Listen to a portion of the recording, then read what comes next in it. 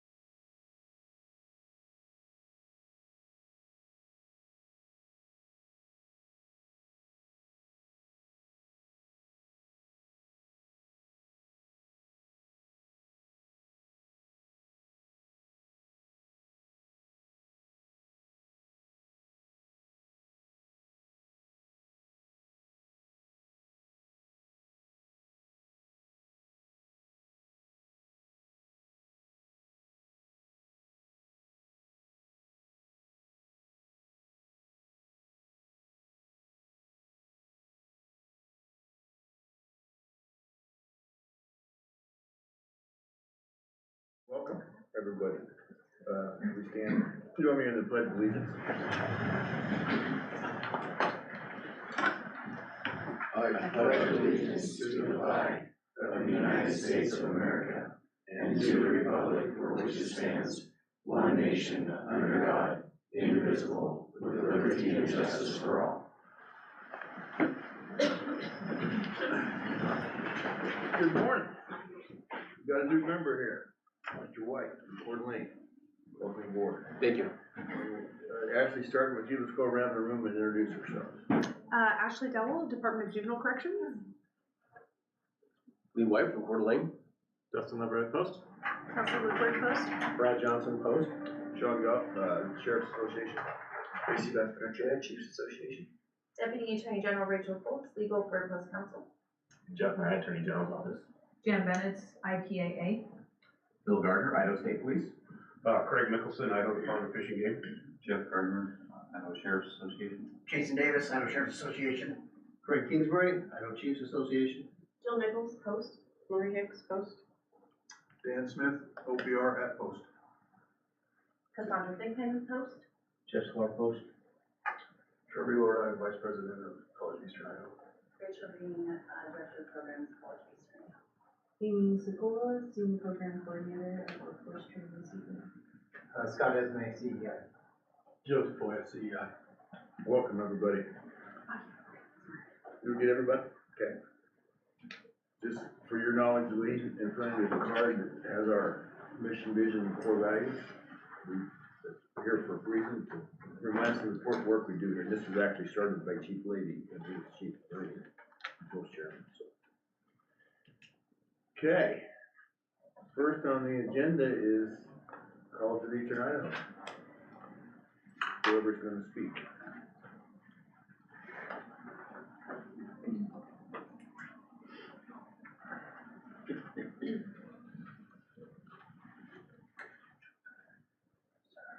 Good morning. My name is Trevor Lordide. I'm the Vice President of Workforce Training, Continuing Education for the College of Eastern Idaho. I appreciate the opportunity to be here today. The reason for our visit today, we're actually requesting approval for a regional post academy over in Idaho Falls at the College of Eastern Idaho. Go to the next slide for me there. So just a little bit about College of Eastern Idaho and workforce training. So we handle all of the non-credit parts of training for the college. So we do all the healthcare, we do apprenticeship programs, we do a lot of training, safety training with INL. So anything that is non-credit runs through our side of the college. We actually have, and I'll show a little bit of our facilities. So our facility is actually off campus, so it's across town. We have our own campus that is just dedicated to workforce training, and we'll be dedicated just to the post academy. If you go to the next slide. Just wanted to share a little bit about why this project and this program is really important to us, and a little bit about our experience. So I brought several people with me today from my team, and they're really the ones that are making this happen. So Rachel Green, she is our Director of Programs. She really has dug in and gone through the whole assessment. When I approached her over a year ago and said, hey, this is the idea that we're looking for, she really dug into that assessment, made sure that we had all of our I's dotted and T's crossed to make sure we passed that assessment successfully. Amy Sekula is our Senior Coordinator. She has really handled all of the back end part of it for the data, the information for students, for instructors. Really has worked with our IT team to set up a database so we can share the information easily with Post, make sure that everything is secure, make sure we can do all of our instruction through that piece, the quizzes, all of those things are going to be there so people can just sit down at their computers, do all of those quizzes, and we have everything stored securely. Joe Tafoya, one of our coordinators, he's retired LAPD, has over 30 years of experience working in Los Angeles. Scott Esme, he's another one of our coordinators, so retired California Highway Patrol, again, has over 30 years of experience in law enforcement and currently is the national DRE, state DRE? Yeah, or it's California. DRE is a national program, but Yeah. I used to run DRE courses in California, and currently I'm running California police courses still, and I'm running the state narcotics school. Adam Fletcher, who's not here with us today, unfortunately, he is retired Phoenix PD, has over 20 years of experience. And then myself, I was a police officer in Salinas, California for just over 12 years. Unfortunately, was injured on duty, had to retire from that. I'm originally from Shelley, so from Eastern Idaho. Moved back here, been working for the state and for the college for about the past 9 years now. So we're excited to be here. And this is really the reason it's near and dear to us, because we see the opportunities. I actually had the opportunity when I went through the academy, went to small community college. We had a classroom that was probably about this size, that we had 56 people in my academy class. And so if you can imagine that in this size of a classroom with one other building to do our DT and all of that stuff. So it's really a program that's near and dear to me. So you go to the next slide there. One of the things as we started looking at this, we really wanted to do a collaboration with all of our local departments. So Idaho Falls PD, Bonneville County, Rigby, Jefferson County, Rexburg, Madison County, Shelley, Bingham County. We really wanted to understand what the needs were of those departments. Biggest feedback that we got is they wanted scenario-based training. They wanted more hands-on. They wanted their recruits to be able to come out of the academy, step onto the street, and understand what they were getting into. Because, you know, we've all been there. It's one thing when you're in the academy and, you know, wrestling with somebody, it gets real when somebody actually punches you in the face, and we know that. So this is really what we want our recruits to come out of this academy and be ready to step into the job first day. Another thing with this, so all of our instructors are gonna be coming from these different departments. What we've worked on with them is MOUs with these departments to cost share. So if they're working overtime shift to instruct at our academy, they'll invoice us at the end of the month. Say we had this many officers that worked this many hours, this is what it's gonna cost. So we'll offset some of the overtime costs for the departments as well. You go to the next slide, please. One of the things is we were starting this as well, you know, we know that there's an academy in Pocatello at ISU. So we really work with them to offset our calendars. So when they're running a patrol academy, we'll be doing detention. When they're doing detention, we'll be doing patrol. So that way, there's multiple options for the departments around there to be able to fill the needs of those departments.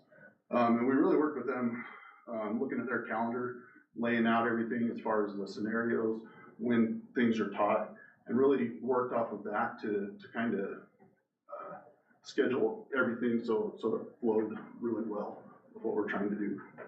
Another thing we're partnering with them is on SkillStack. So through ISU, somebody completes the academy, then they can go back and they can get credit for those academy classes, and they can take, I think, 3 or 4 more classes, and they end up with an associate's degree on the end of that. So we're working with them to offer the same thing to our students. Once they complete the academy, they can go to ISU, get those credits for prior learning, and then take a couple classes through ISU and have their associate's degree at that point. Go to the next slide. This is, so the picture on the left there is our building where we'll be holding the police academy. So it's on Technology Drive. We have dedicated entrance for the police academy, dedicated classroom, dedicated gym space. We'll be using Bonneville High School. We have an MOU with them to be able to use their parking lot for EVOC right now. And then it's kind of hard to see on the map, but different locations that are noted there are, so we'll be using range, we'll be using Guns and Gear in Idaho Falls, which is an indoor range. We also have, we'll be working with Bonneville County as well to use their outdoor range. And then we have, right around the corner from us is actually Dive Pirates, which is where we'll be doing the water safety training. And then the 2 locations up top, or I guess on the right side there, are where we'll be doing the EVOC training as well. So, next slide, please. Here's just a few more pictures of our space. So this is the entrance to the classroom. Our capacity for our classes, we're shooting for 20 in each one of our classes. We know that if we get any more than that, it kind of gets, you know, with instructors and things like that, it gets a little bit harder to manage. So our capacity right now is going to be 20. And then gym space, this is right behind the classroom. So we've got, we're going to be doing a lot of HIIT training for DT. We've got pull-up bars and all that, and you can see that there. Next slide, please. Across the street, we have a second building. So this is actually in one of the bays in our second building. We've been working with Bonneville County on this as well. So you can see in the back there, there's some modular walls. So we can actually move those walls, set up a holding cell, set up different scenarios. We can do DVs in there. We can do simulations, all sorts of things with this. And it works really great. We've got the catwalk up there so we can actually look down and see what the recruits are doing. It's been a great partnership with Bonneville County. They come in a couple times a month and do training in this space as well. So, next slide. Just a few more pictures. That's Bob. He's our mannequin there. So we're excited to be able to get recruits, you know, get them hands-on experience, teach them a little bit about fitness, really teach them fitness for life is what we are really looking for, because we know that once we get into law enforcement, you know, once you get into that routine of working 10, 12 hours a day, 15 hours a day, it's hard to stay fit and work out, and that's what we really wanna emphasize as well. Next picture, or next slide. We also work with Idaho Falls PD to purchase some of their vehicles. These will be our EVOC vehicles. We actually, right now, have purchased 6 vehicles from them, working on getting 4 more vehicles to kind of round out everything. One of the vehicles will be used as the skid car. We purchased the, Easy Yes, Easy Drift, yeah, thank you. I always forget the name of it. Yes, purchase the Easy Drift, to be able to give them the opportunity to be able to drive, and I've actually never driven with the Easy Drift. I don't know how many have.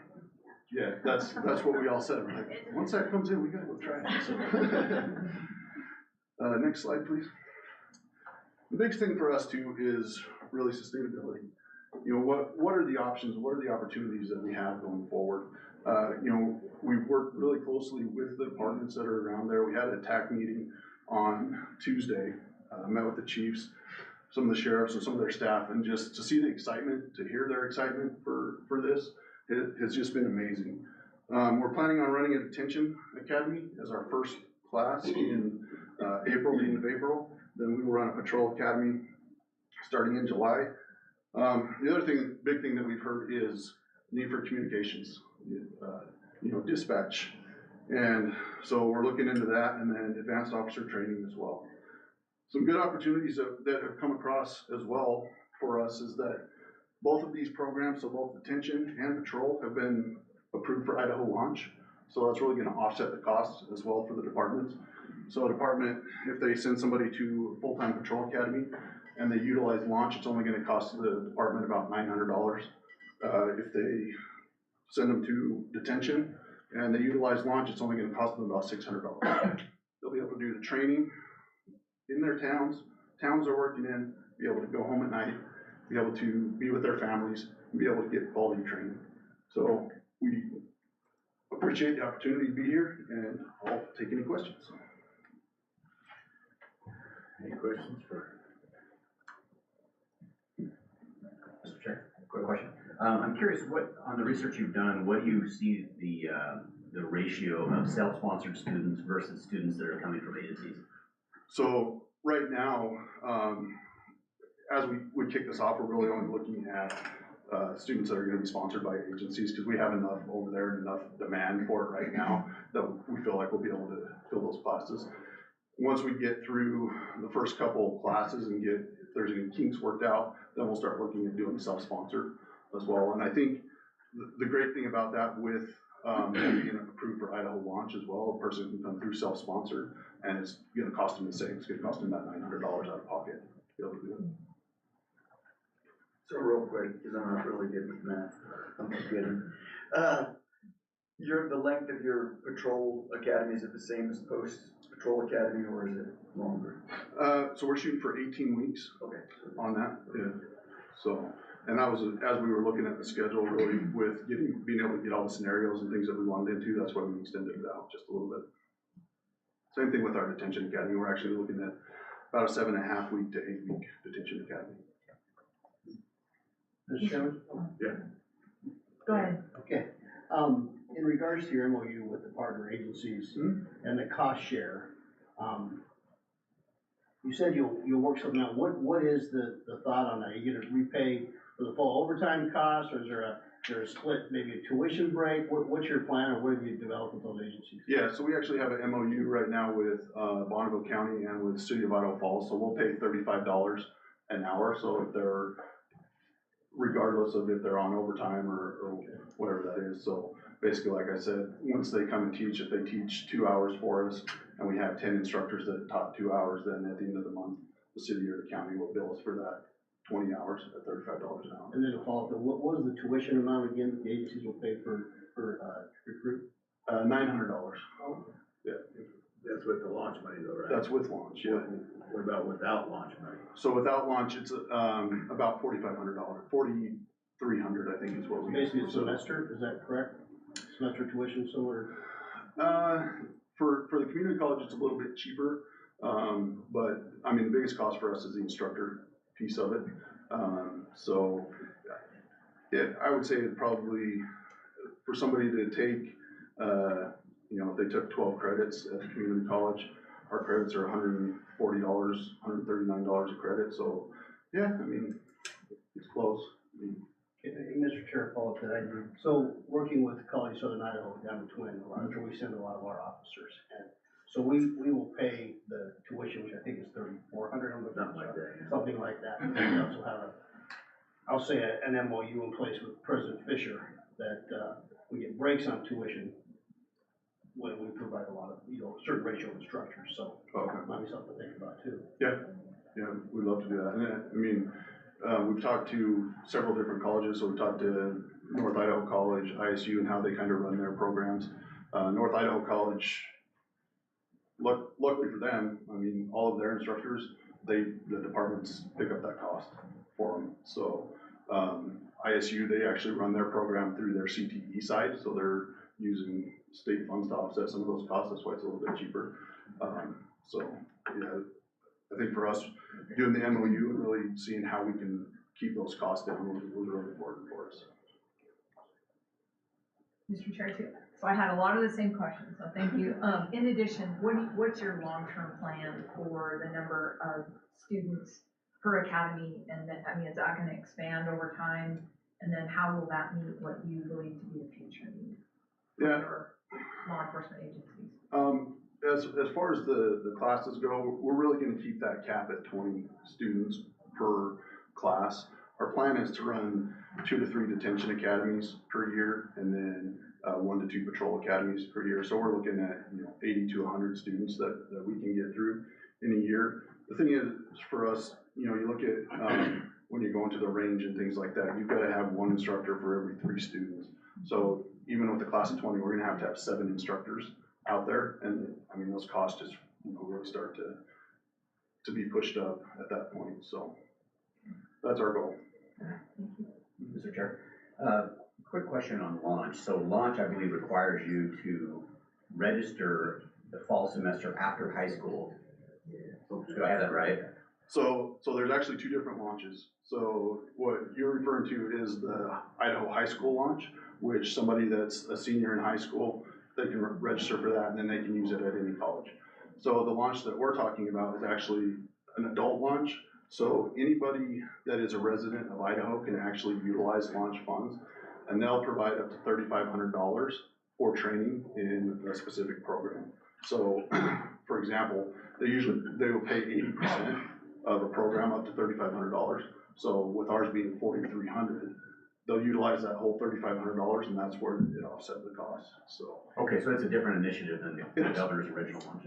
Okay. it is, yeah. In Idaho, the adult launch has been around for 5, 6 years, somewhere in there.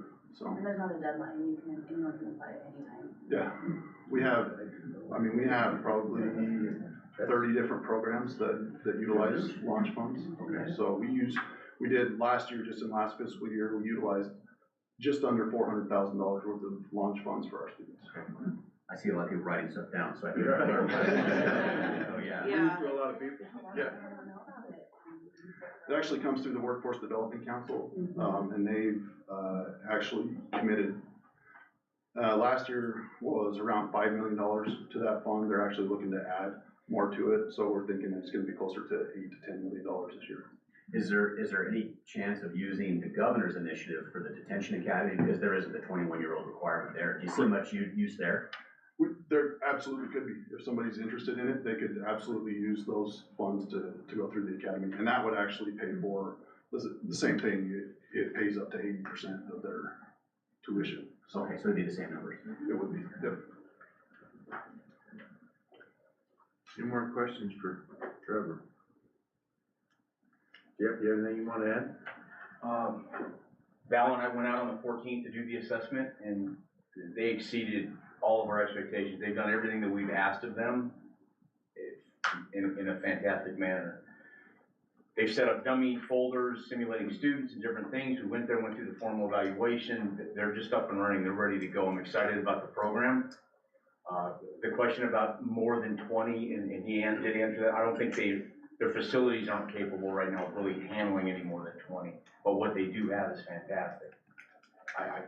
Idaho Falls Veterinary it's gonna be a fantastic thing. We have no issues. And Val's been, I connected Val Wadsworth with them, and he's working closely with them as well. So it should be a good thing. Mr. Chair, quick question. Yes. I'm curious, I hear a lot of rumors about the potential of a track over there. Could you update us on what that may look like or what the discussions have been? Track as far as running track? Driving. Creating a building a driving track there. Yeah, and that's one of the things that we're gonna work on as well. We'd like to partner with all the departments there and find some space to be able to do a track. And we'd like to be able to offer training for fire, training for school districts, all different things. It's really just finding the funds to be able to do that. And I think as we start to gain traction with this, there's a lot of people that are interested and willing to invest in it. They want to see where we go. So I think in the future, that's absolutely a possibility, and that's gonna be our goal. Bill, you might be referring to the one they have, going through JFAC for the track up in northern Idaho. Oh, I know about that one too. Oh, But there has been some discussion for Eastern Idaho. Oh, okay. Yeah. So they're also talking at Pocatello Inn, there's something at the airport going on there too. There's a group, private investors, that they've been talking about it for about a year now, but that's all I know on that. I don't know anything more. Anything else for Jeff or Trevor? Thank you, Trevor. Thank you, appreciate it.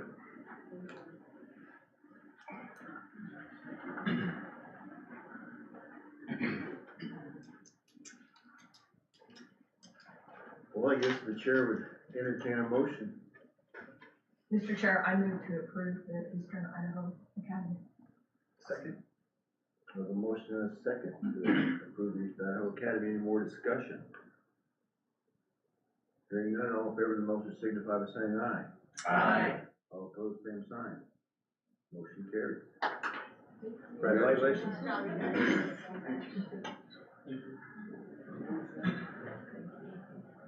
Good luck. Now we need Shauna Gavin.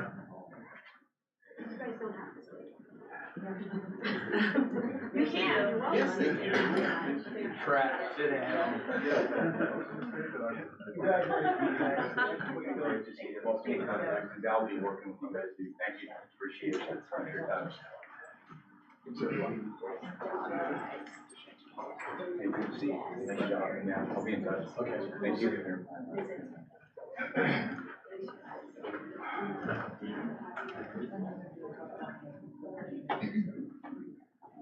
That would be Rachel Green, or the other two.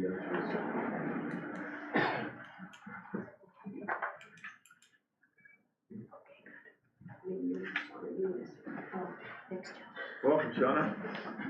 Thanks. The floor is yours. Good morning. Thanks for having us here. My name is Shauna Gavin. I work in Elmore County, here with Captain Paget, Canyon County, and our Sheriff Hollinshead, who came here just to support us, which I appreciate. I'm here on behalf of the Idaho Jail Administrators Association, and we've been kicking around the idea here for a while to try and change the detention advance standards to try to remove the requirement for college credits. And the reason that we think that that's necessary is because it sort of discriminates against all of the people who've chosen to gain their continuing education through other means. Not everybody is able to go to college. We have a lot of people who've decided to join the military and get their further education that way. Technical schools, just work experience. There's a lot of education that you can get besides just going to college. And it has stunted people's ability to get their advanced certification and get the promotions or get the pay raises that agencies offer by getting that advanced certification. As the Idaho Jail Administrators Association, we came together, we put together a group of people who put this idea together. We went over to the Idaho Sheriff's Association. We went to their executive board this past August and proposed this idea, and we got great feedback from them. And then got the recommendation that we also bring that here to you guys and see if we can't get that standard changed to help out the detention throughout the state. So. And something to add to that is, with the change of the age that we can hire people, we've been hiring people into the detention center that are 18, 19 years old, didn't have the chance to go to college. And so this would give them that opportunity, once they hit a certain point, to be able to get the advanced certificate. Personally, I think it should roll over to the patrol side also, because most of these 18-year-olds are gonna end up out there anyway. Correct. At some point. Any questions Does, for? yes, does it strictly just remove the education portion, or does it add any other training credit requirements or? So I think you guys probably all got the graph change that I had sent over. Essentially, once a detention deputy hits 9 years, it just changes, it just takes away that requirement for college credits and changes that so they can have a combination of college credits and or post-training hours. And that is one change that it's going to be incorrect on your sheet. On that bottom graph, that recommended change should read college credits and or post-training hours, not just college credits or post-training hours.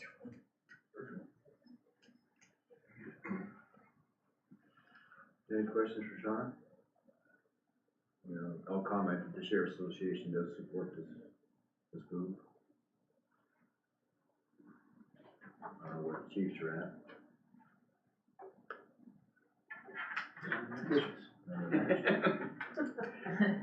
Mr. Chairman, I would say that I could probably support this for detention, but I would not support this for patrol. I know moving forward, future references, I won't be having a voice in it, but I think we've done a really good job to professionalize our profession here in Idaho, and college education is a big part of that, and I'd hate to see us go backwards. Okay. Any other comments? I'll make a motion that we approve this change For detention for detention only. I'll second. One of the gardeners will second. They're spelled different. Any more, I've got a motion and a second, any more discussion?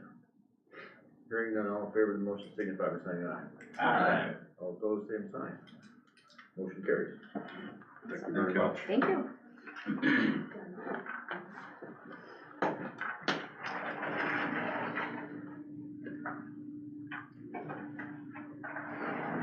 Topic number 6, everybody had a chance to approve the minutes from our December 5 meeting.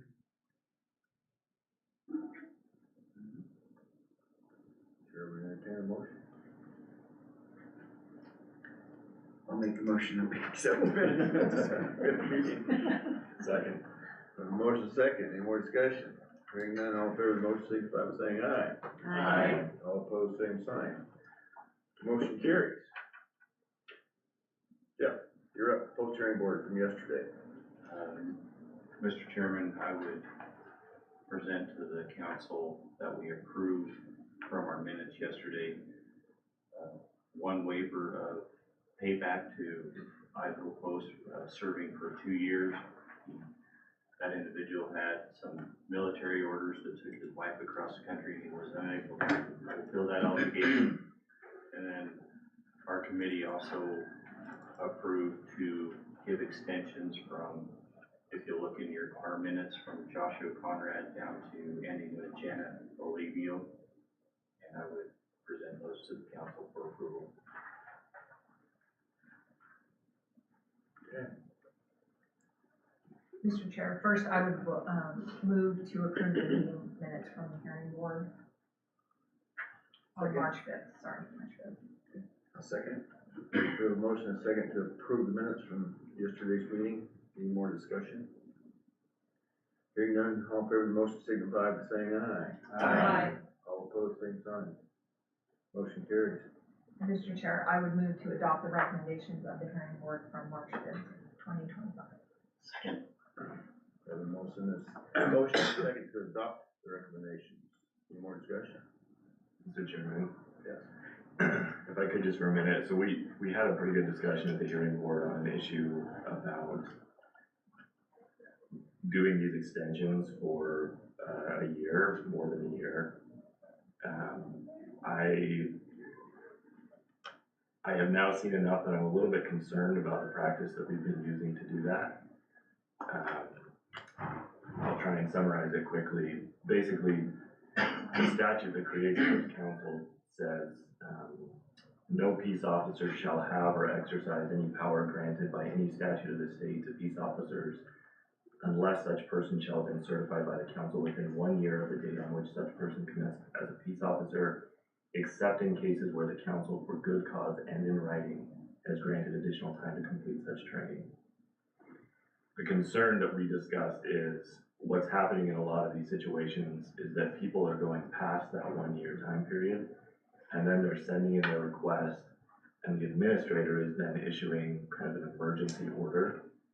So my kind of first red flag is I don't know that a letter from the administrator is sufficient under this statute to allow that individual to keep exercising police powers. I think it has to be from the council and in writing. More concerning is perhaps the amount of time we're seeing on some of these that go by past the 1 year before they're even requesting the extension. We had one yesterday that was 4 years. That, to me, is, speaking as an attorney, a very big problem. Because what that means is, if at any time during that period, there was, for example, an officer-involved shooting, under this statute, they legally did not have police powers. They legally were not immune from battery. They legally were not immune under the justification for homicide. I think that's a pretty big problem that needs to be addressed. We also talked about that it's a complicated one to address because at the end of the day, using that same example of the 4 year period, it's really not necessarily that individual's fault, it's the agency's fault who wasn't asking for the extension. And so the effect now, if we deny that extension, is basically the agency has to terminate that employee for something that wasn't really their fault. So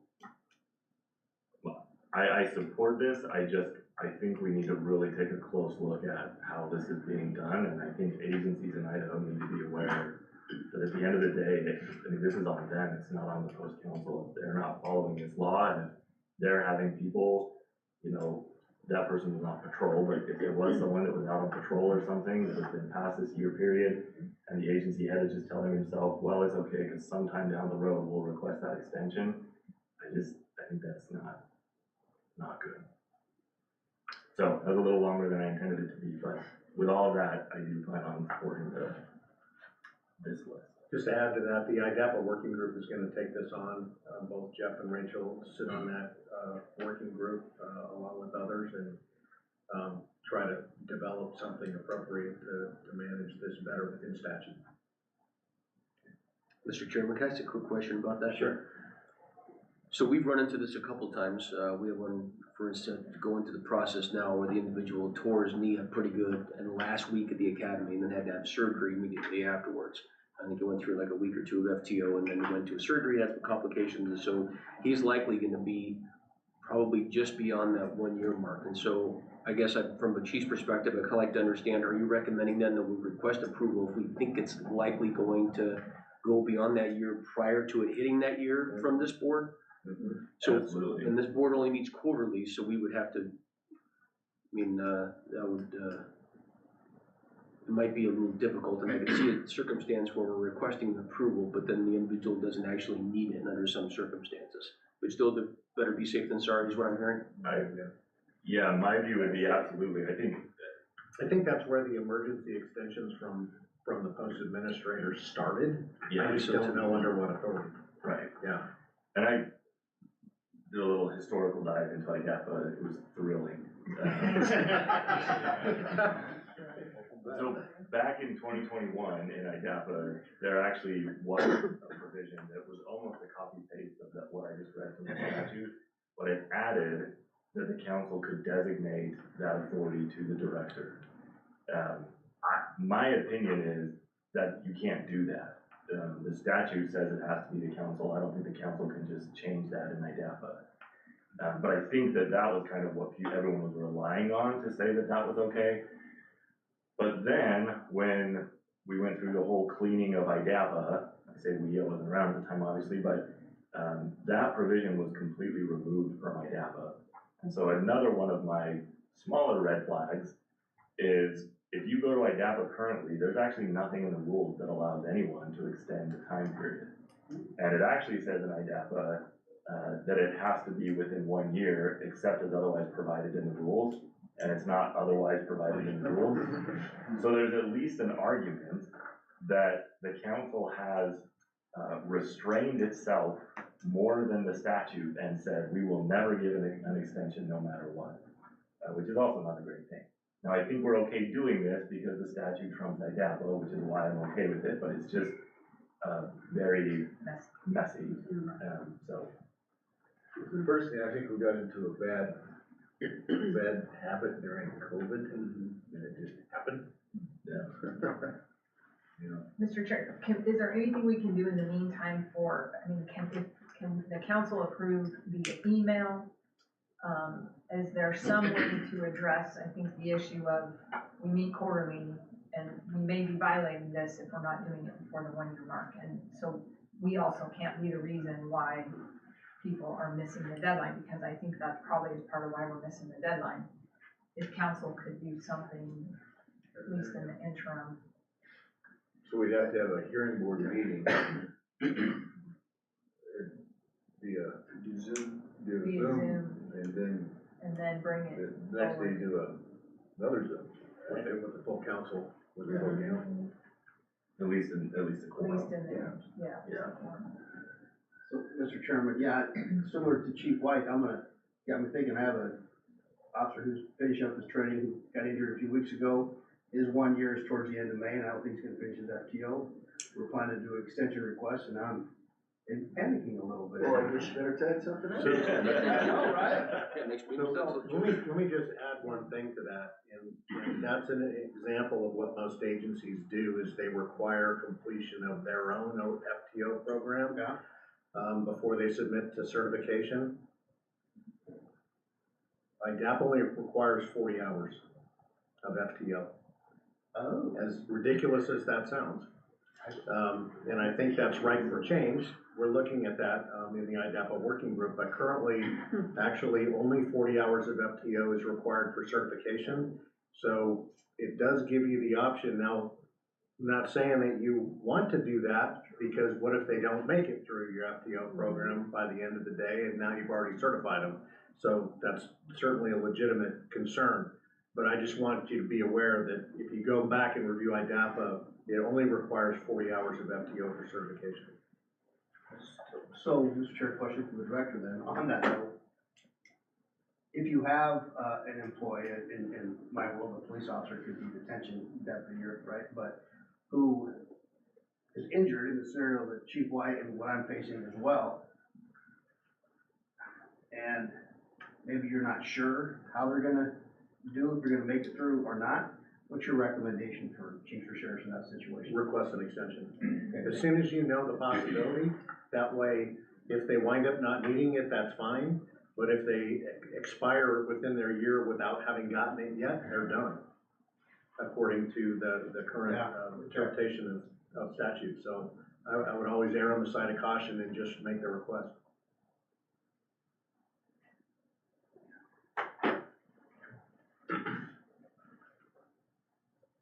Any more discussion?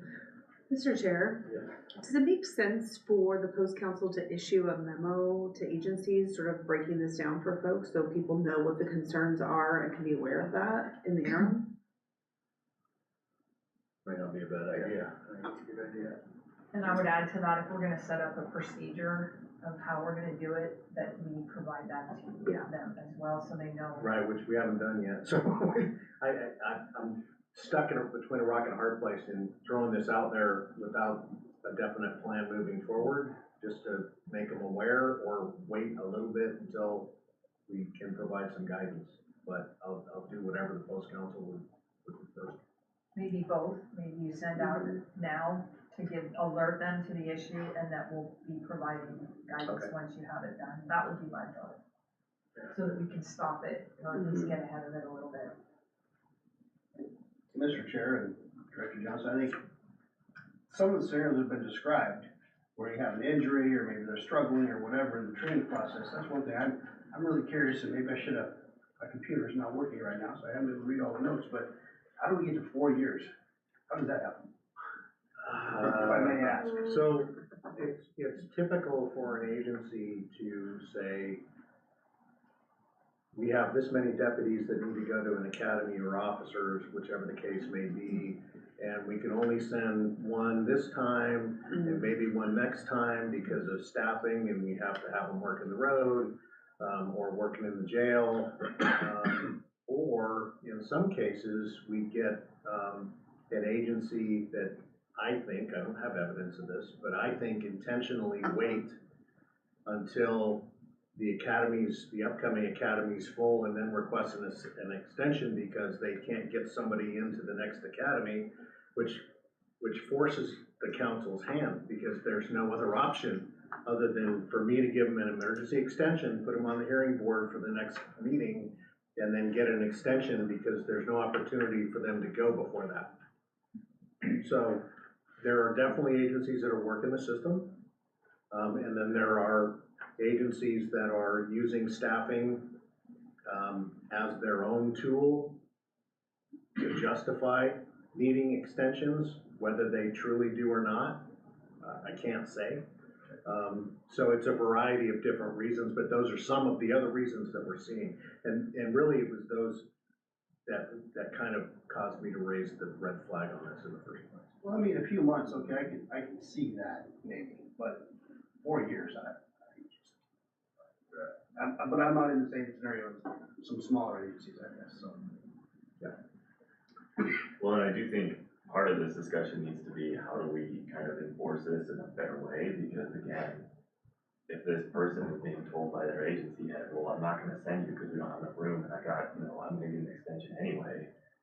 If we ultimately say, you know what, no extension for you, that puts that individual, not just the agency. You don't feel so bad for the agency in that situation, but the individual, feel pretty bad for it. So, I don't know the best way to address that, but that's part of the issue too. I'm a smaller agency and I have a guy here every detention post. Somebody, we get them through as quick as we can. We have to get extensions for some of them, but they're not 4 years old. Maybe 6 months old. And I appreciate that, Sheriff, because I know you're a smaller agency, but again, the 4 years seems very extreme, so thank you. I look forward to the day I don't have anybody up here, but. I haven't seen it yet. We voted on our. Not yet. No, Mr. Chair, one other consideration, does it make sense to try to set a special meeting of the hearing board and the post council between now and the next post council meeting to sort of clean up these other folks that are maybe hanging out there?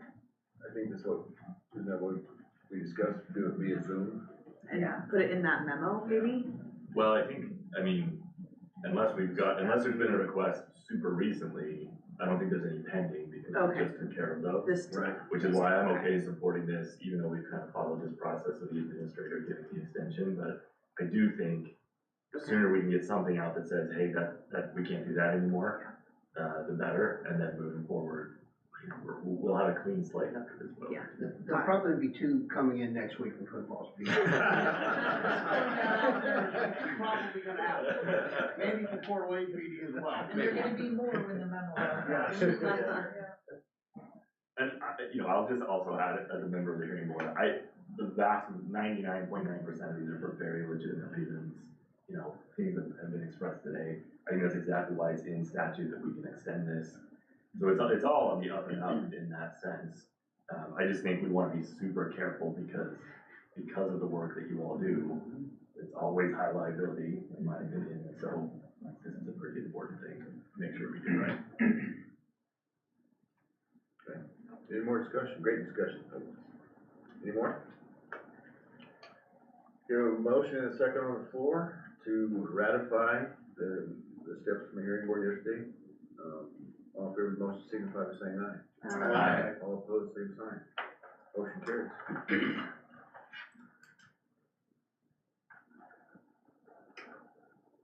I think I'm next, right? No, training subcommittee, please. Thank you, Mr. Chairman. The training subcommittee met on February 5th, and we reviewed 4 items. First was a request by MPO to require 40 hours of continuing training for their folks to retain their certifications. Next one was an update to use of force objectives and content for corrections and changing the number of hours from 4 to 8. The next one was kind of an across the board change to health and wellness, with the focus more on mental health and stressors in that class and less on nutrition and that sort of thing. And then the last thing was a proposal to change the ethics learning objectives for the patrol academy, kind of minimally. And so with that, I'd request approval of the training subcommittee minutes, and request adoption of the recommendations of the committee. I'll make that motion. Second. Motion to approve the meeting minutes, correct? Yep. Okay. With a motion and a second, any more discussion?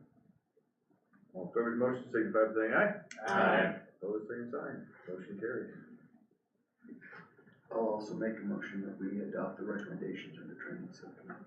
Second. We have a motion and a second to adopt the recommendations. Any discussion? All in favor of the motion, signify by saying aye. Aye. All opposed, same sign. Motion carries. Now it's me, Mr. Chairman. So we talked about this last time. Jeff and I had a discussion, and John Lamb, he and I discussed it a little bit. What this pertains to is all of our high liability instructors that spend hours training have to go to another agency and get trained. And that costs us money. I was just wondering if there's a reason behind it, or just because. I understand that our instructors need updates, but they get those other ways. I'm sorry. So what I'm handing out right now is just the exact IDAPA rule and the post regarding what we're discussing. I think that after talking to Jill and Brad, we just wanted to give this to everybody to make sure if this is the exact thing that we're talking about, and is this what we want to change? The reason that it was put in there and the way we discussed before was, as an instructor, we feel that I'm sorry, talking, chewing gum at the same time, right? I gotta keep my eye on it. We could have shared.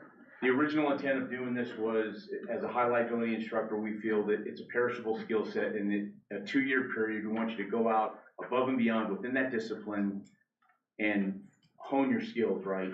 It's above just going out and presenting a firearms block of instruction that you're really good at. It's a CAM product, you're doing it 10 times a year, nobody's knocking that, that's fantastic. We want you to go other places, we want you to be a student to work on that and to develop and see what's going on around the country, what's coming out of the Ninth Circuit. We want you to seek that. That was the intent of that rule. And that's why we put it in there. Not to be a burden or anything else, and I understand too that, I mean, I understand a larger agency, it costs a lot of money to send people places. Most people will send somebody somewhere and then they come back and do a train the trainer and pass it on to that instructor cadre. That was our intent anyways. So that's all I can offer on that, where we're at. And then I was talking to Sheriff Goff last week. If we want to get rid of that, obviously it's up to the post council and we'll support that effort. It's your call, we can do that. Do we want to modify the 8 hours?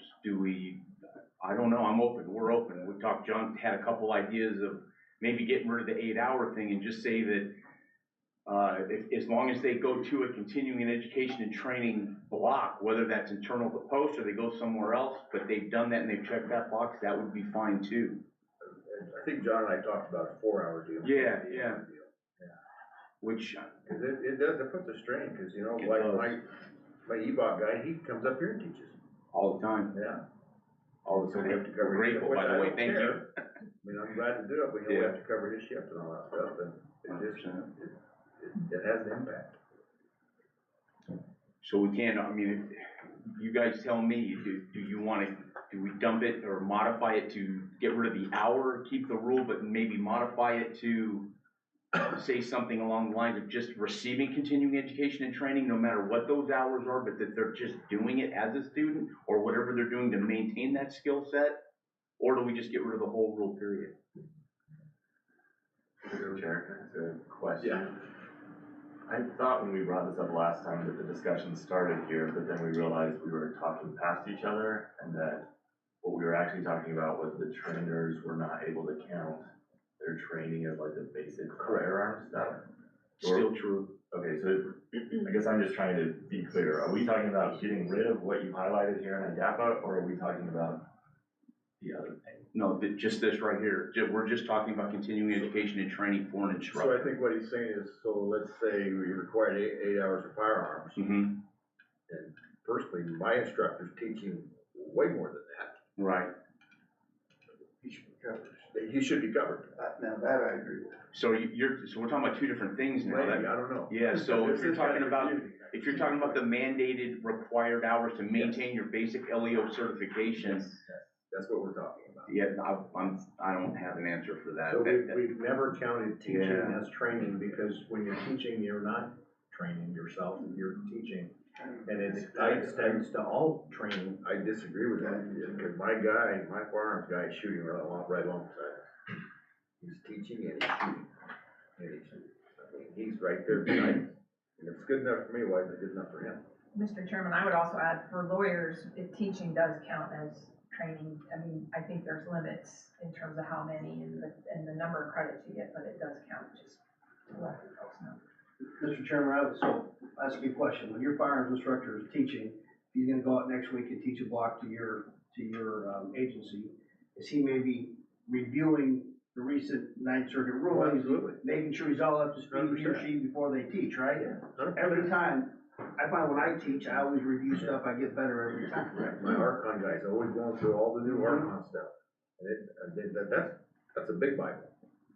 And, So I guess we're talking two different things. I guess we are, yeah. I Completely. don't know if we are, because I think, I don't know if we are, because to the point that the chairman, the fine sheriff is saying, the question may be, to meet that, we remove paragraph 5 total.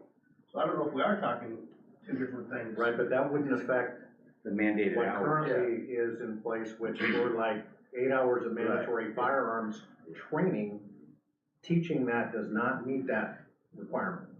You have to participate. Yeah, I think we In need to training. Keep your Change. 40 So hours certification. So if we did, so maybe are we asking about amending or eliminating the highlighted section, and then part 2 and maybe another meeting, Well, there's a, amending to the point that sheriff and. yes, they are two separate Okay, issues. thank you.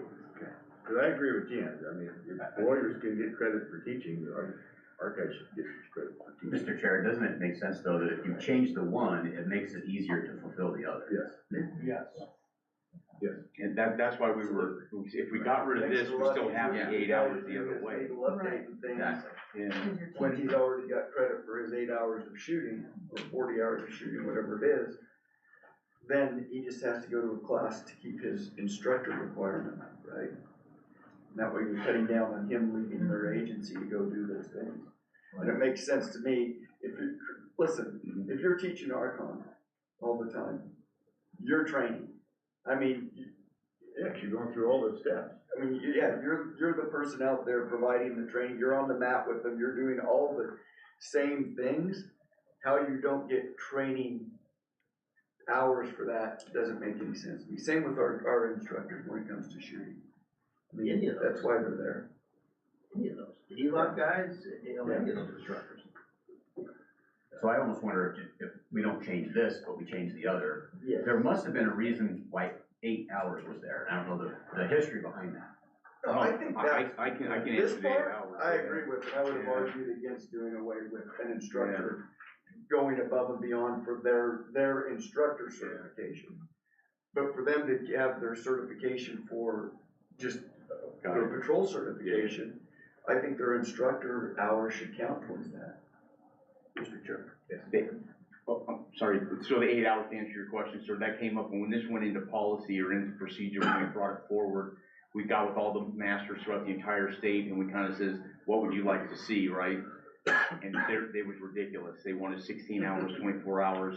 This was literally us kind of reining everybody in saying, well, that's ridiculous. We can't do that much. That's how we came up with that. Thank you. Yes, sir, sorry. I think I have two thoughts here. Number one, I think I agree with you that instructing should count as training hours, and I also understand that's probably a different topic. But for this one in particular, the issue that we've had trouble with, it says you had 8 hours of continuing instructor training. So for instance, a firearms guy or an Archon guy, they might want to go to a class that's not necessarily an instructor level class, but they want to go through as a student, and it was unclear as to whether or not this would meet that requirement. It absolutely meets that requirement. Okay, our folks did not think it did, Oh, because in the words it 100%. said continuing instructor training. So if they're going through as a student, but not an instructor level class, then we didn't think that matched. If it's within their discipline, it absolutely counts. If they're a student and it's in their discipline and they're working on their skill set, it absolutely counts. That's not what it says here, so I'm just saying, Okay. that's, there was some confusion. If I could, so I would actually support reading it the way that Chief White is reading it, and I think if we read it that way, it justifies counting the training as, teaching the training as also being trained. Because in my mind, the whole purpose of this is to make sure, let's say you have a firearms guy, he's been training for 10 years, and every time he trains, he's learning about firearms too, because he's shooting it, so he should get those hours. But we also want to make sure that this guy who's been training for 10 years isn't still using his lesson plan from 2010, that hasn't ever been updated, and he's not up to date on the newest stuff, which is why a true continuing instructor training would help him make sure that the lessons he's teaching are up to date. But then when he teaches those lessons, he's getting the basic training for doing that. So that's kind of my overall view. I like this requirement, and I like reading it the stricter way. And I like the idea of also giving them credit when they train for the basic training requirements. But as an administrator, if I'm letting my guy fall way behind his training my people, that's on me. That's 100% on me. Oh, and I hear you, but what we're seeing more than not is there's several agencies out there that are floundering. Wow. And we offer them, we do the best we can to coach them, mentor them, and do what we can for them.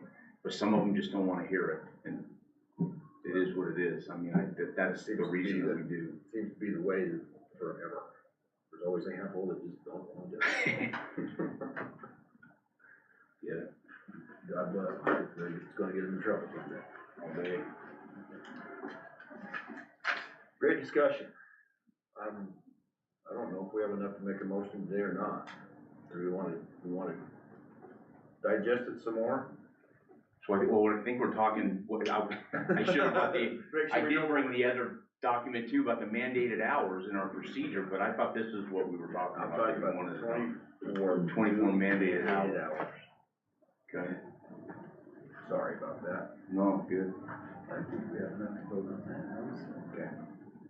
I make a motion that we vote that an instructor's instructing hours count towards their patrol certification or detention certification. Second. I would second that. No motion and second, any more discussion? All in favor of the motion, signify by saying aye. Aye. All opposed, same sign. Motion carries.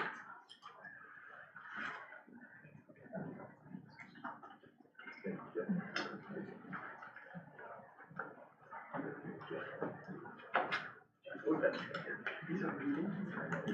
Mr. Chair, can I just a point of clarification? Sure. So the last few votes that we've taken are found in IDAPA, it's things in IDAPA, so I just want to make sure everyone's clear, that's not changing today, like you can't.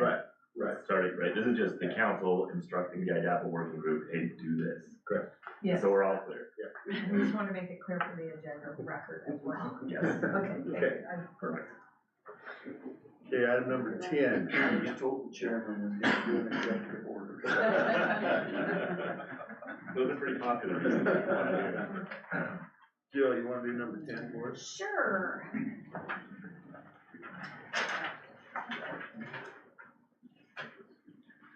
Okay, Okay, so this is all of our people, you guys all got an updated list, I believe. It has 41 folks on it.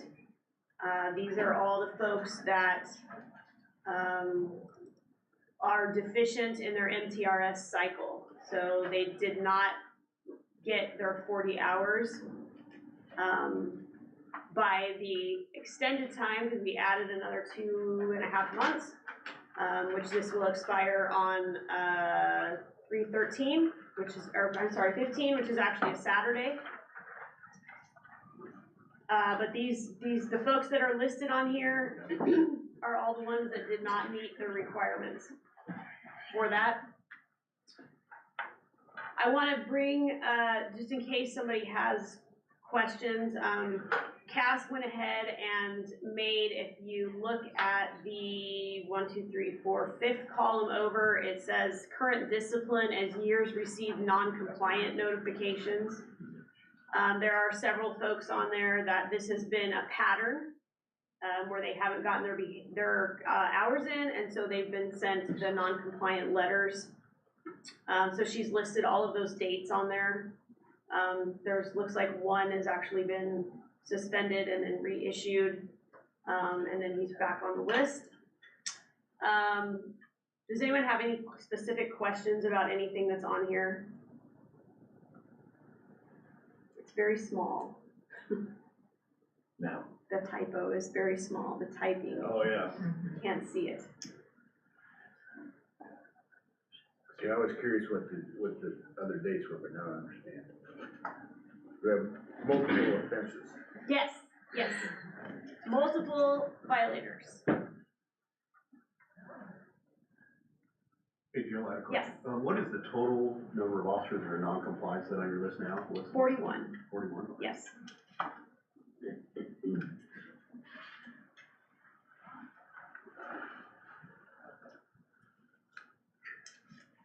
Of course, part of the challenge with this is that historically we'll send out these suspensions and then nothing changes. So we don't know if they're still out there working, even though they've been suspended, or what's going on. And then a year later, they'll pop up back on the list and they're still suspended because they were already suspended a year ago. And so the coordinators will reach out with the agencies and they'll try to follow up and figure out what's going on with. Sometimes it'll be successful, sometimes it won't. It's difficult to manage because once we send out suspensions, we don't really know what's happening out there in the agency once they receive it. Mr. Chairman and Director, one of the names I see on this list, I know has been retired for at least a year. He lives in Seattle right now, so. So, and we only know that information if the agency reports it. I understand that. There were Which means 3. integration still says they're actively employed. Right. There were 3 sheriffs on this list before we cleaned it up that have been retired. And we know they've been retired, but they are still showing part of their agency. And the sheriffs are really easy to track, right? Because they go through elections and we know the new sheriffs and when somebody gets elected, we know who the new guy is. So there were 3 on here that we pulled off for that, but they're still showing active in our system. So the agency. So it does come. So the It does agency happen. didn't go in and take them out. They didn't Correct. do a They haven't done a separation form, right? And same with the person who is it? Tim Rehon. Okay. Yeah, Rehon's been out for a while. Yeah, he lives in Seattle right now. Very loves it. Well, yeah, I hear that too.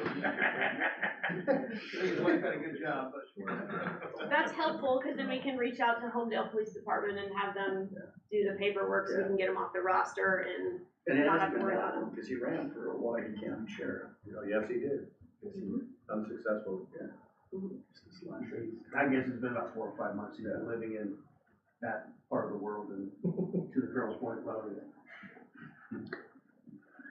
I'm not saying this is the case, but on occasion it's happened to us that we'll submit these separation forms and it goes, we don't know where it goes. Then we get a call and say, this guy's been forced for over a year. Can you speak to that? Well, There's an audit in your post agency portal that shows the form every step of the way. Right, So without knowing the name, I can research them. okay. But, it shows you, once you go in there, you look under your employment forms, and it'll tell you exactly where it is, if it's been submitted, or if it's just been created and saved. Okay. Or if it's been created and just left there. Okay. But, once they come in, Taylor, I love him dearly. He is so adamant about getting them done as soon as they come in. And then sometimes to the detriment, because you might send it and there needs to be a change, and it's already been processed. Right. But, once they come in, he gets a ding on his side, and then it's processed. So, but if you've got an issue like that, call right away, and then we'll take care of it. And we have run into, just to kind of piggyback on what Cass said, there's been a number of times that we have people say, I submitted that. We had one here with one of our smaller local agencies, and they created it, but they didn't submit it. It didn't, yeah, they didn't, and so that doesn't put it in our queue. So the ones we get, we process. So we usually print those, I mean, we print them off, put it in a file. Yeah. Perfect. Mr. Chair, question, so, I don't remember, but at our last meeting, did we already vote to suspend these that didn't match the March 14th deadline, or is that a vote we have to take today? We already did it. Okay, so this is more informational then? Yeah. Yes. So the next question then, is there any kind of, and this is maybe for Jan, is there any kind of a responsibility of the post to let the prosecutors know? Or is that fall back onto the agency? I think we were going to let us know, I'm pretty sure, at least we've had that conversation before, I thought, so that we would know. Mr. Chair, I can speak to that one. So we do, after every suspension, we send certified letters to the agency, and then also their county prosecutor. Okay. That'll be. We had asked to do that a while ago for that very reason, so, and I do get that, I just didn't know if that stopped. Okay, thank you, we appreciate it. Did anybody have any other questions on this list at all that I can answer for you?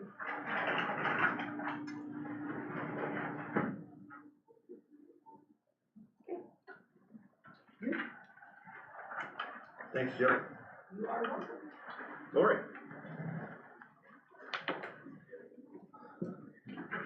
Mr. Chairman, post council members, to begin the budget review, please refer to your materials in agenda item number 11. And Dustin's gonna help me here, put them on the screen. Make sure that I have them that way, and keep me on track while I'm talking.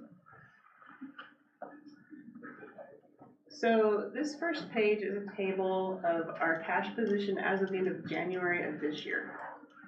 We have the two columns showing our main fund and our MPO fund. The MPO fund, of course, statutorily can only be spent for the training, certification, and ongoing education of misdemeanor probation officers, so we have to count for that separately. So looking at that first left column, the main fund, we started the year with $29,976. That should have been 800 plus, but we had that cash error in Luma that skewed our cash as we crossed over fiscal years. The correction is shown there in the gray of 794,000 added back in. We've received 2,588,900 in revenue. 1,985,000 of that is from fees and fines.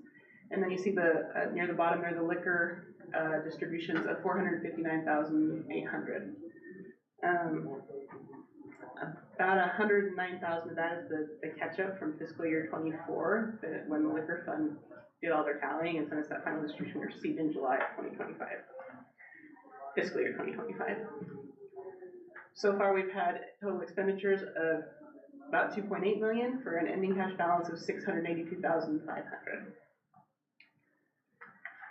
And then moving on to the next slide.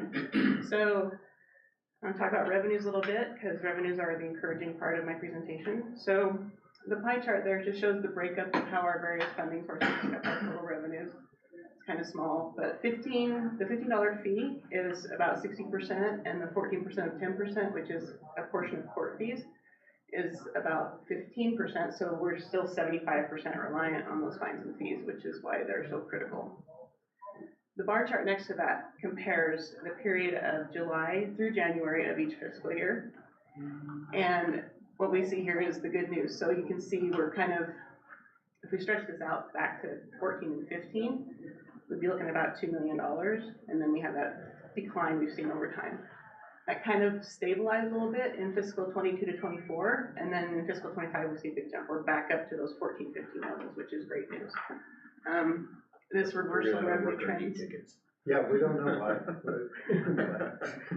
The trend actually started moving in the second half of fiscal 24, which you don't see here in this chart because we're only looking through January. But it's been consistent for about a year now, which is great news. Next slide, please. So this is just isolating those $15 fees. This is the bulk of our revenue. And this time I've actually given you projected through the end of June in the shaded bars there. But what we see here is an increase year over year so far of $176,800.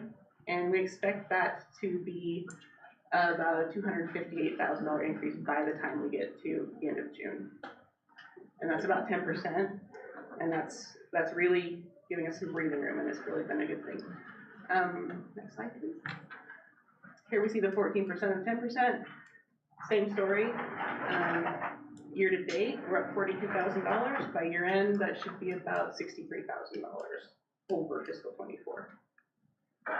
And in case anybody's wondering, that April-May thing where May looks less than last May, there was some counties that didn't report in April in fiscal 24. So I smoothed those out in case anybody noticed that. And the next slide, please. This is the MPO revenues. They're a little less volatile, but we are still seeing an increase there. So far this year, about $2,600, and by end of year, about $3,100. Okay, so now we're looking at a very similar table to what we had through the end of January. This is projected through the end of June. So this is as of year end, our expected cash balance. Starting again in the main fund with that $30,000, our cash correction of $800, total revenues of $4.5 million, and total expenditures of $4.8 million will leave us with an ending cash balance of $565,426. So over the last few quarters when I reported to you, you can see this ending cash balance projection is improving every quarter, and that is due in large part to those revenues. Also, we've had some savings expenditures. We've had positions open for longer than we anticipated, and we've had some operational savings, just as we continue to be prudent in our spending, because we know that we've got some budget challenges. So it's all good news with the revenues, and we're very happy to see that, but we still do have some budget issues, and you can see that in the difference between our expenses and our revenue. Total revenue of $4.5 million, supporting total expenditures of $4.8 million. There's that $300,000 gap we're overspending, which is not sustainable. But we are looking at a cash balance that meets our target of $500,000 for fiscal 26 to go into fiscal 26. We know we're gonna need that money. And between our revised revenue projections and this cash balance, I'm feeling more optimistic about FY 26. We're gonna be able to get through it as long as we're prudent with our spending and our revenues hold up without any painful cuts and without any cash infusions and transfers. So, next slide, please. So this table, we've been talking about cash up to this point. This table is all about our appropriation, the spending authority the legislature gave us. The top portion is our total appropriation of $5,343,700. That is our original appropriation for fiscal 25 plus some executive carry forward for money that was encumbered as of the end of the fiscal year. The bottom portion is that appropriation less the expenditures. So the $509,000 represents the amount of appropriation we're going to revert unused at the end of the year. You'll notice that $509,000 is pretty close to that $565,000. So that's largely why we're gonna have a comfortable cash balance going into next year. As you can see, $215,000 of that is in personnel and about $300,000 in operating. So the last thing I wanna kind of mention or draw your attention is, we talked about a $300,000 gap between spending and revenues. But if you look at our appropriation, the gap between our revenue to support operations and our spending authority is closer to $800,000. So ideally, our revenues would meet or exceed our appropriation by a little bit so that we could continue to grow and request those things that we need to continue providing the service that we want to provide. So, all in all, good news, but still a few challenges to face. So, Mr. Chairman, that concludes my presentation. I'd stand for any questions. Thank you, Lori. Any questions for Lori? This is one of the better reports it gives for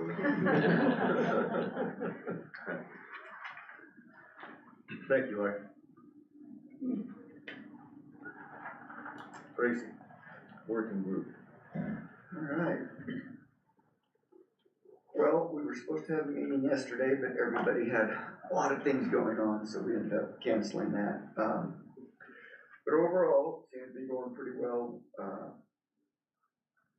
Jeff Levy and I did meet with the JFAC chairmen, talked with Representative Foreman and Senator Grow, and really kind of laid out, one, what POST actually does and all the different disciplines that they certify, and it was really good that POST brought them over here to take a look and listen to the presentation from them.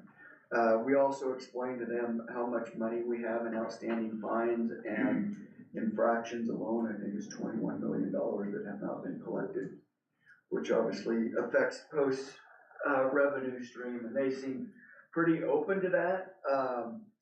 They wanted us to quickly pass a bill that reinstated suspending driver's licenses, etc. And we were like, maybe that's something we'll do next year. Let's tap the brakes on that before we need to do some research on why that failed the last time that it was brought up. Because it was brought back up a couple of years ago and shot down pretty quickly. So we'll work on that in the off season. But also, when the director presented to JFAC, it seemed to go, I think, a little more smoothly and less confrontational. I think because they realize that this is going to take some time. We told them, give us a year. We'll come back to you before the next legislative session with some direction of funding and what does POST look like.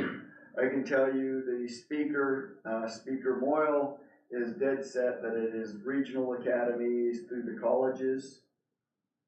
I don't think he quite understands the total of how everything works. And his biggest complaint, truly, this is for all of our county and city administrators here, he thinks that we should all be paying more or more of a share when we send somebody to the academy. That's his big, he doesn't like the fact that the state picks up the tab, and he wants us to at least explore ideas of what would some cost be that goes to the cities and counties when they send somebody to the POST academies. Yes, well, and not only do we have a cost, but it's been pointed out that it really is the cities and counties that generate the most fines that help fund POST. So that's something that we need to keep in mind when we write everything up. Really, where does the money come from to support POST? But overall, I think the subcommittee's been going pretty well. We've had some really good discussions. We sent out the survey a couple of weeks ago, so hopefully we have good response from all the areas and what the chiefs and sheriffs are actually looking for. We did make them, they have to put their name in, so they have to put a name with their bitch, so that we can have those discussions in the future on what that really looks like. Because it sounds like some of it is people just shooting from the hip to a representative and not really having a solution, obviously, which is pretty common. So they have complaints about how things are going or the direction it needs to go. We'll have a name with it, and we can have those discussions further with those agencies as well, and see what those solutions are. So pretty much it. Thank you. Can we make sure that the name with the bitch gets into the minutes? Second that motion. Okay, any more questions? I just have a quick, Yes. how's the return rate been on those surveys, Tracy? Thank you. I closed the survey yesterday and I had 97 responses, which actually is outstanding. Good. Now, I'm gonna have to go through and scrub that because there are a number of responses that the name is entered and then nothing else, which leads me to believe it was not the chief or sheriff or agency head that started the survey, and then they realized, oh, I can't run, I'm not supposed to do this on behalf of my agency. And so, but once you start the survey, it's there. And so I've got to delete those. But still, I think it's gonna be actually an outstanding response. Okay. Any more questions? Mr. Chair, Tracy, so I understood when I talked to Seth that maybe there was some appetite to do a sort of a hybrid system for some of the smaller. So we put all that out there. Okay. For the survey to see what people are looking for. Okay. Yeah. I understood though, from Seth that maybe Speaker Moyle is open to discussing some of that for misdemeanor probation, juvenile dispatch, some of the smaller disciplines. Yeah, this is really focused on, our survey's focused on really patrol. and Right. things, so, Mhm. yeah. Okay, thank you. Thank you, Tracy, for your diligence on this. So what's kind of your next step? We'll get the survey results and then subcommittee will get together and take the steps from there. Kind of explore, see where really everybody stands and what is out there to really work. I think for me, some of the discussions I've had is,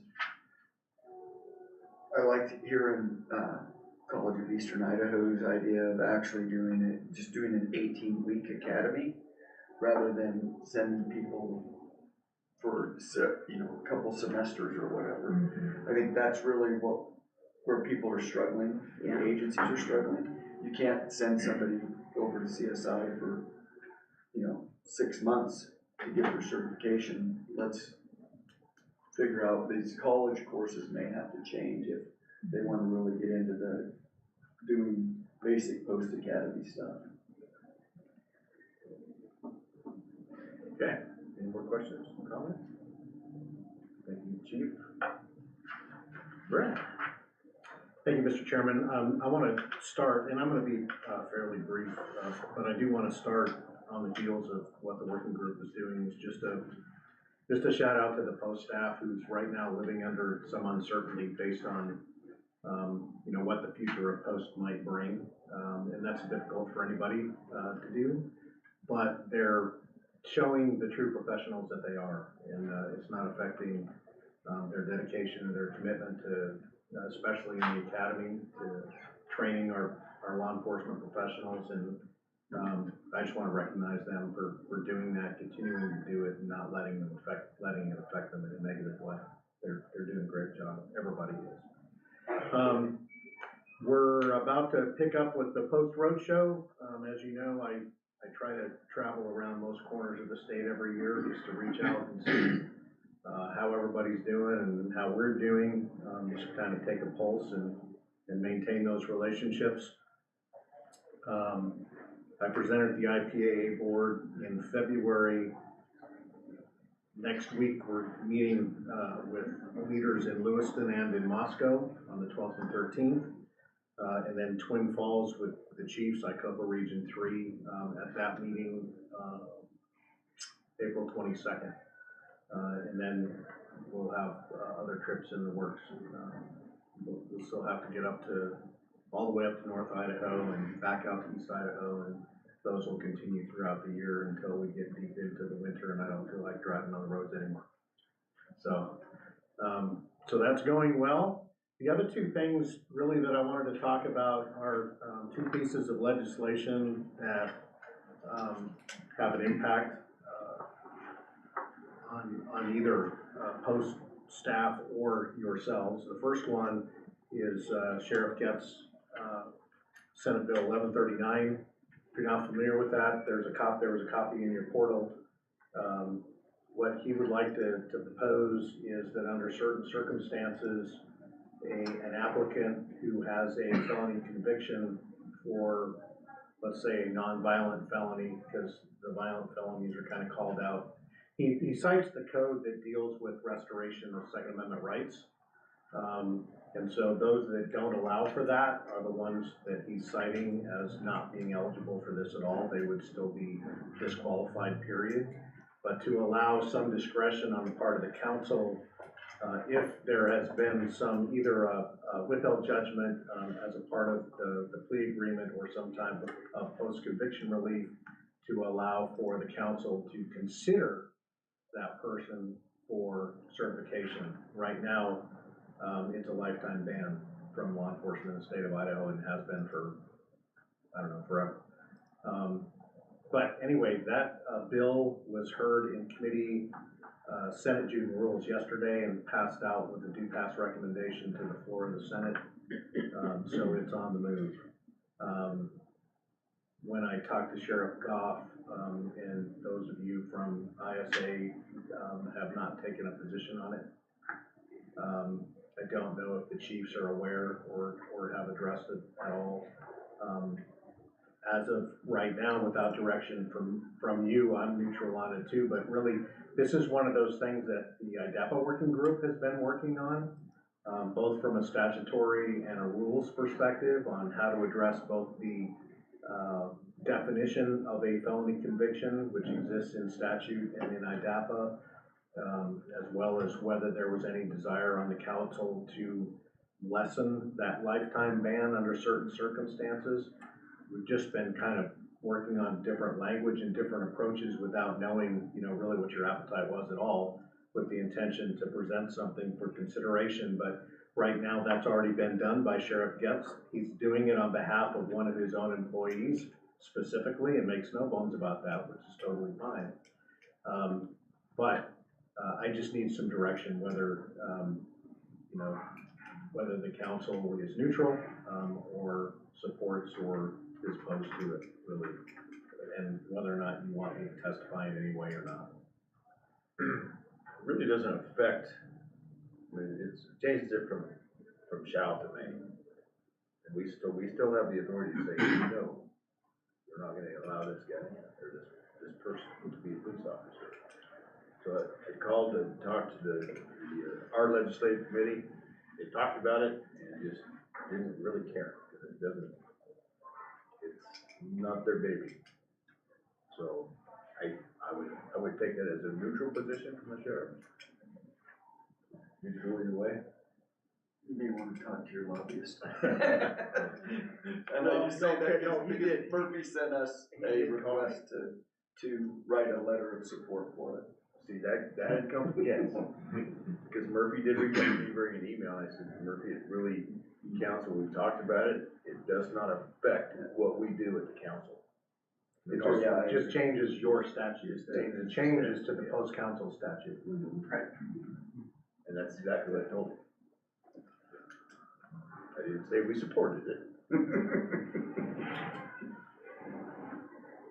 But it doesn't really affect us.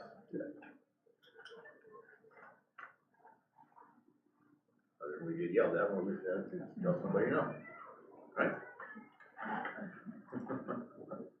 Yeah, and my guess is, when we talk to her, we'll just sit and go, that's where I go with. I thought the same thing, it doesn't really get the whole final decision. There's always that exception to the rule, so. These cases, I think when they come, Dan will have done his due diligence, we'll have a lot of information. If memory serves me right, we had We do. 2 or 3. It's coming back. Okay. At some point, if this law passes, it's coming back. So, Mr. Chair, as far as the post-council, whether, I don't think we can officially vote to take a position since we didn't agendize it as an action item, so I would just say we probably. We're aware of it. Yes, we made us aware of it. Okay. That was kind of my assumption. I did attend the hearing yesterday, just because I felt that I should. But. Thank you. Okay. The other one you may or may not know about, and I had a conversation with Representative Ted Hill prior to him filing the RS on this. This is the one for arming teachers in schools. It's gone. It is. It's gonna sit in the drawer? Okay, then I won't worry about it, because what actually got filed didn't wind up reflecting our conversation very well. Which, because I wish it, sometimes that happens, so then, okay, I won't worry Yeah, about it. my understanding is it is done. DOA, yeah. Yeah. Okay. This is hard. Until next year. I'll just cover it anyway, just in case something were to happen. But my conversation with him went basically, I understand what you're, and this is the same bill kind of from last year. It changed it up a little bit, but, he wanted Post to be involved probably to make it more sellable, because if he can cite Post in there, it makes it sound good. It's my guess. And what I told him is Post cannot be any part of this. We don't deal with civilians or teachers or anybody else. Our jurisdiction is on law enforcement officers in this state. So we're not gonna train people, we're not gonna establish training programs for this. We have no part of this. Now, it may be possible that you could leverage, if you wanted to, post-certified firearms instructors, regionally around the area to train or partner with schools or contract with schools to train their program. But we have nothing to do with that, and that's between the individual contractor or trainer and the school or school district. The problem is that he kind of sort of did that, but not in a very good way, because he added to the definitions, post-training means firearms instruction program administered by the Idaho Peace Officers Standards and Training Council. No, it doesn't. That's exactly what I said that it can't be. And so, based on that definition, there's our citations referring to post-training throughout this thing that completely puts us in the middle of this bill. And so, that's bad. So, I'm glad it's. The NRA killed it. Okay. Because they want zero training requirements, and they don't want anybody to be able to tell the teacher what kind of ammo they can carry. Yeah, would you have specified hollow point? Yes, we explained the reason you want hollow point ammunition shooting in a school rather than ball rounds, and the NRA is like, nope, it's all right, kill your kids through a wall. All right, well, I just wanted to bring that to the council's attention, so you're aware that that was potentially out there, but, okay, and that's all I have, thank you, Mr. Chairman. Thank you, Brett.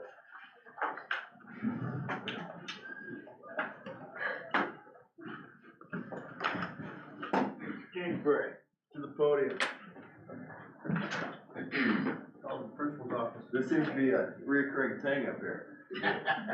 We gonna be doing this again in 6 months? No, not with you guys. No. So, we have a pen that we're going to give to Thank you, sir. your name, and we thank you for your service. Thank you. And, good luck to you, man. I appreciate that. 4 years, you can come give me mine. Okay. Did a lot of-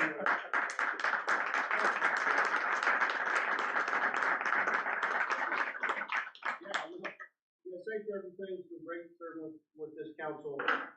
The work that you do in here surely sets our profession ahead, and my only advice is keep moving forward. Don't let people take us backwards. Thank you, Chief. And if you need me, I'll be in Costa Rica, then Hawaii, and pulling my trailer. I'm gonna be sure and call you. I have to give my phone number, so if you want it, get it from me. Okay, that brings us to the end of our agenda. Anybody have anything else? You're welcome to stay here and have lunch on your own, or whatever you wanna do. Other than that, I think we're pretty wrapped up here. Great meeting. But I would adjourn. Second. Have a motion second, all in favor? Aye. All opposed? Thank you, guys. Now.